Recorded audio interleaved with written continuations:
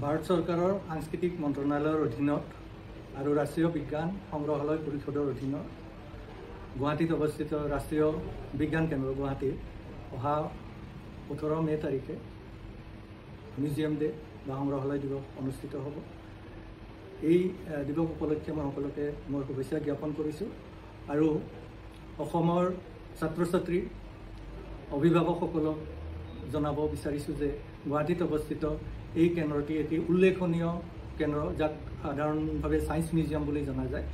ইয়াত বিভিন্ন ধৰণৰ বিজ্ঞানৰ বিশেষকৈ বিজ্ঞান, পৰিৱেশ ইত্যাদি লৈ পেলাই বিভিন্ন ধৰণৰ প্ৰদৰ্শনী ইয়াত প্ৰদৰ্শিত হৈ থাকে আৰু ইয়াৰ পৰিৱেশটো অতি সুন্দৰ। ইয়াত আহি ছাত্ৰ ছাত্ৰীসকলে বিভিন্ন ধৰণৰ জ্ঞান সম্পৰ্কে অৱগত হ'ব আৰু উপকৃত হ'ব পাৰে। গতিকে আপোনালোকে গুৱাহাটীলৈ আহিলে এই কেন্দ্ৰটি ভিজিট কৰি আপোনালোকৰ সন্তানক, ছাত্ৰ ছাত্ৰীসকলক এক বিশেষ ধৰণৰ অভিজ্ঞতা প্ৰদান কৰিব পাৰে। ধন্যবাদ।